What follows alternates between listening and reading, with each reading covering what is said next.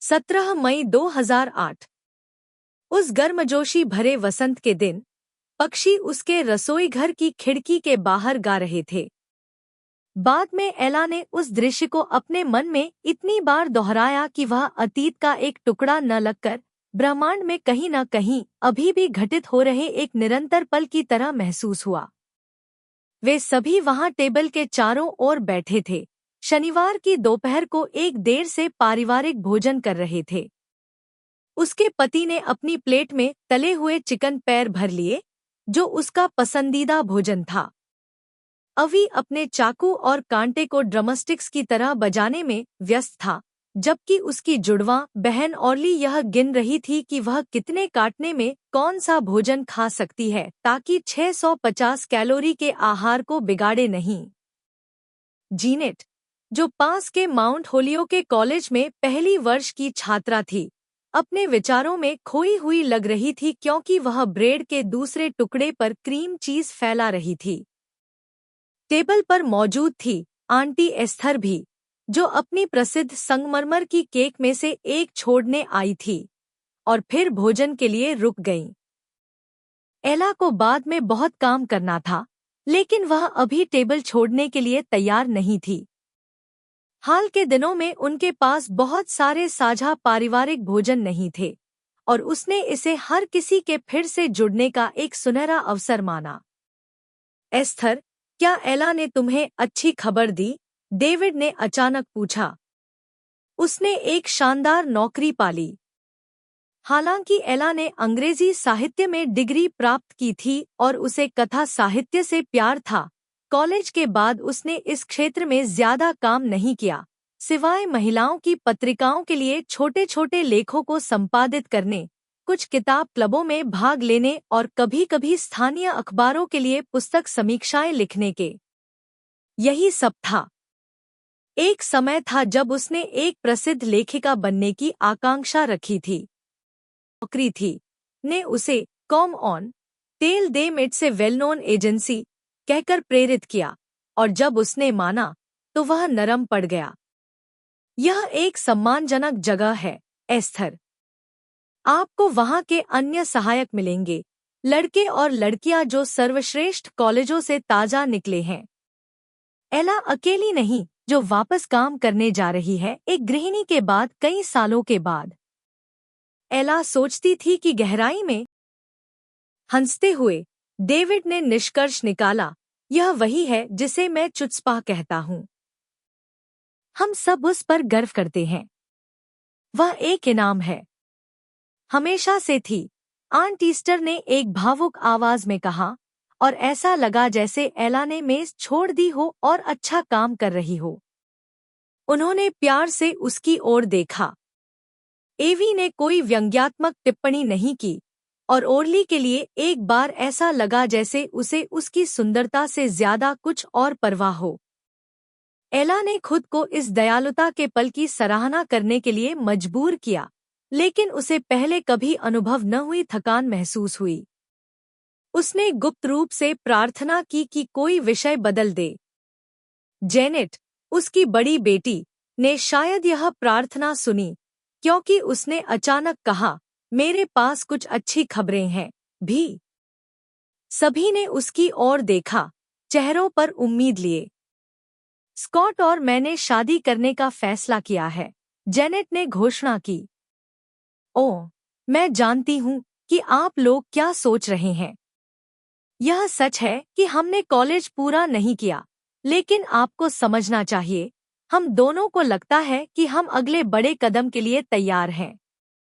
एक अजीब सन्नाटा रसोई की मेज पर छा गया, जैसे गर्मी वाष्पित हो गई हो। ओरली और एवी ने एक दूसरे को देखा, और आंट ईस्टर ने सेब के जूस के गिलास को अपने हाथ से कसकर पकड़ लिया। डेविड ने अपना कांटा अलग रख दिया, जैसे उसे भूख न रही हो, और जेनेट की ओर हल्की भूरी आंखों से देखा, जो मुस्कान की रेखाओं से गहरी हो गई थी। हालांकि अभी वह मुस्कुरा नहीं रहा था। उसके मुंह में जैसे सिरका का स्वाद आ गया था। वाह! मैंने सोचा था कि तुम अपनी खुशी साझा करोगी, लेकिन मुझे यह ठंडा जवाब मिला। जेनेट ने कहा, तुमने अभी कहा था कि तुम शादी करने वाली हो। डेविड ने जैसे मजाक में कहा, तुमने यह नहीं बताया कि स्कॉट ने कब और कैसे कहा। डैड, मैं जानती हूँ कि यह बहुत जल्दी लगता है, लेकिन स्कॉट ने मुझे दूसरे दिन प्रपोज किया और मैंने पहले ही हाँ कह दी। लेकिन क्यों? एला ने पूछा। जेनेट के देखने के तरीके से एला को लगा कि यह वह सवाल नहीं था जो उसकी बेटी की उम्मीद थी। वह शायद कब या कैसे जैसे सवाल की उम्मीद कर रही थी। किसी भी मामले में क्यों का सवाल पूरी तरह से अप्रत्याशित था और उसकी रक्षा को भेद गया। प्यार करती हूँ, मुझे लगता है। जेनेट की आवाज में थोड़ा संकोच था। हाँ, मेरा मतलब था, इतनी जल्दी क्यों?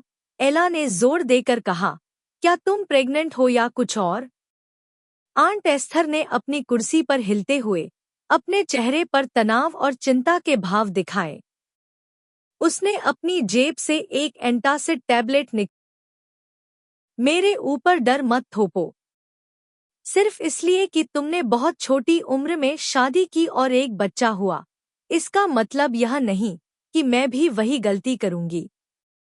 एला का चेहरा लाल हो गया, मानो उसे यह लेखिका थी।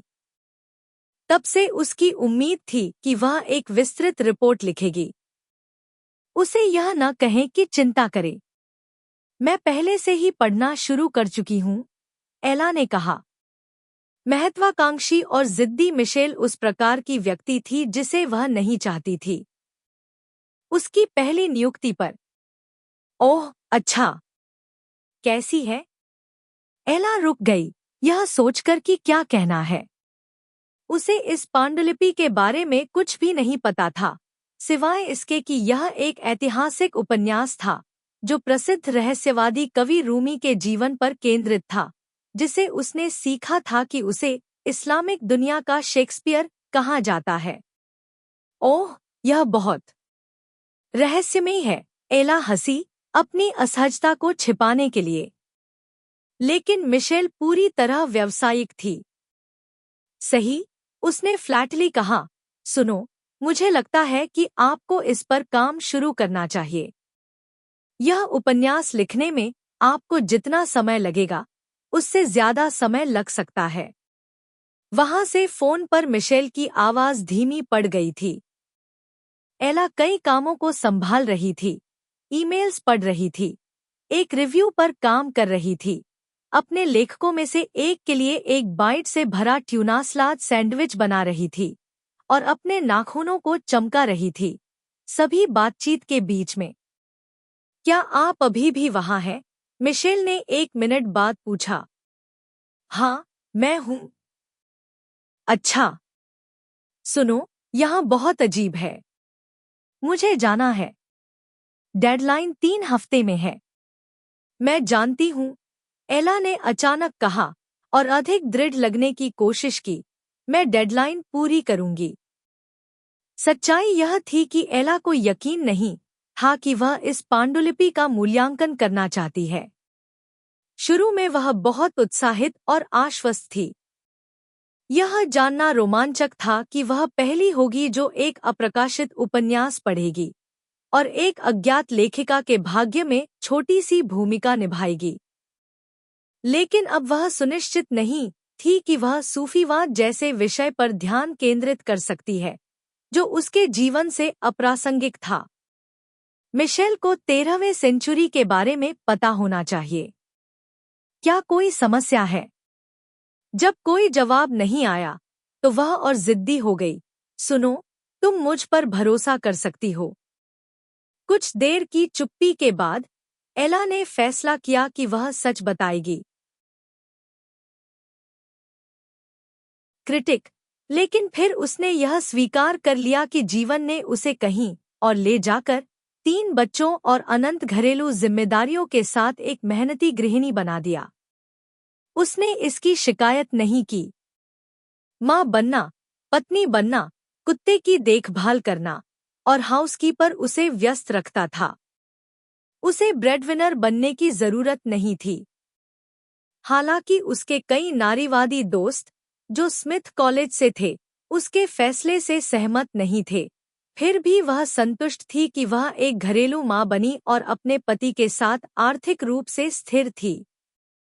इसके अलावा उसने कभी किताबों के प्रति अपने जुनून को नहीं छोड़ा और अभी भी खुद को एक उत्साही पाठक मानती थी। कुछ साल पहले चीजें बदलने लगी। बच्चे बड़े हो रहे थे और यह स्पष्ट हो गया कि उन्हें अब उसकी उतनी जरूरत नहीं थी जितनी पहले थी। यह महसूस करते हुए कि उसके पास बहुत समय है और कोई इसे बिताने वाला नहीं है, एला ने सोचा कि उसे नौकरी ढूंढनी चाहिए। डेविड ने उसे प्रोत्साहित किया, लेकिन बातचीत के बावजूद वह उन अवसरों का पीछा करने में असफल रही जो उसके सामने आए, और जब नियोक्ता हमेशा किसी युवा या अधिक अनुभवी व्यक्ति की तलाश में रहते थे, तो वह अस्वीकार होने के डर से विषय को छोड़ देती थी। फिर भी मई 2008 में जो भी बाधा उसे नौकरी पाने से रोक रही थी, वह अचानक खत्म हो गई। अपनी 42वीं जन्मदिन की 2 सप्ताह पहले उसे एक साहित्यिक एजेंसी में काम करते पाया गया, जो बोस्टन में थी। यह उसका पति था जिसने उसके लिए यह नौकरी एक क्लाइंट या शायद अपनी किसी मालकिन के माध्यम से पाई थी। ओह, यह कोई बड़ा सौदा नहीं, एला ने अब समझाया। मैं सिर्फ एक अंशकालिक रीडर के लिए एक साहित्यिक एजेंट हूँ।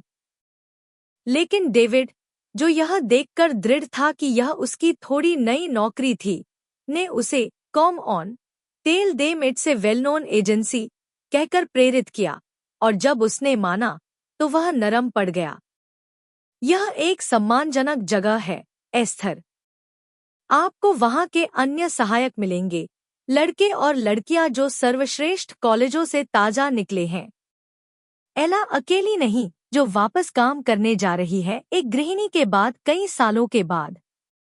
एला सोचती थी कि गहराई में उसे पछतावा हो सकता है कि वह करियर से दूर रही, या शायद उसे अपने पति पर गिल्ट।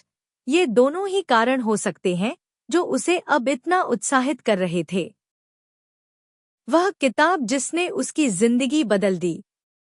जब वह इसे पढ़ रही थी, उसकी जिंदगी दोबारा लिखी जा रही थी। एला ने पहला पन्ना पलटा। वहां लेखक के बारे में एक टिप्पणी थी। ज़ारा एम्स्टर्डम में अपनी किताबों, बिल्लियों और कछुओं के साथ रहते हैं जब वह दुनिया की यात्रा पर नहीं होते। स्वीट ब्लास्फेमी उनका पहला उपन्यास है और संभवतः आखिरी भी। उन्हें उपन्यासकार बनने की कोई इच्छा नहीं है और उन्होंने यह किताब केवल महान दार्शनिक, सूफी और कवि रूमी और उनके प्रिय सूरज शमसेद बरीज के प्रति प्रेम और प्रशंसा में लिखी है। उसकी नज़र नीचे की पंक्ति पर गई, और फिर एला ने कुछ ऐसा पढ़ा जो उसे अजीब तरह से जाना पहचाना लगा। कुछ लोग चाहे जो कहें, प्यार केवल एक मीठा एहसास नहीं है जो आता है और जल्दी चला जाता है। उसका मुंह खुला का खुला रह गया जब उसे एहसास हुआ कि यह वही वाक्य था जो उसने उस दिन रसोई में अपनी बेटी से कहा था। वह एक पल के लिए वहीं खड़ी रह गई, कांपती हुई, यह सोचते हुए कि कहीं कोई रहस्यमयी शक्ति या फिर यही लेखक, जो कोई भी हो, उसे देख तो नहीं रहा था। शायद उसने यह किताब पहले से जानकर ही लिखी थी कि इसे सबसे पहले कौन पढ़ेगा। यह लेखक जैसे उसे ही पाठक मानकर लिख रहा था। क्यों ऐसा था, वह नहीं जानती, पर एला को यह विचार एक साथ ही विचलित करने वाला और रोमांचक लगा। कई मायनों में 21वीं सदी 13वीं सदी से बहुत अलग नहीं है। दोनों ही काल धार्मिक टकरावों, सांस्कृतिक गलतफहमियों और अजनबी के प्रति असुरक्षा और डर से भरे समय के रूप में इतिहास में दर्ज होंगे। ऐसे समय में प्यार की जरूरत पहले से कहीं ज्यादा है। अचानक एक ठंडी और तेज हवा उसकी ओर चली, पोर्च पर पत्तियां बिखेरती हुई। सूरज ढल रहा था, पश्चिम की ओर क्षितिज पर जा रहा था, और हवा नीरस और बेजान लग रही थी। क्योंकि प्यार जीवन का सार और उद्देश्य है। जैसा कि रूमी याद दिलाते हैं, यह हर किसी को छूता है, उन्हें भी जो प्यार से कतराते हैं, यहाँ तक कि उन्हें भी जो रोमांटिक शब्द को ही नापसंद करते हैं। एला स्तब्ध रह गई, जैसे उसने वहां पढ़ लिया हो। प्यार सबको छूता है, यहाँ तक कि नॉर्थहैम्पटन की एक अधेड़ उम्र की गृहिणी एला रुबिनस्टीन को भी। उसकी अंतरात्मा ने उसे कहा कि वह पांडुलिपि को एक और रख दे, घर जाए, मिशेल को फोन करे और बता दे कि वह इस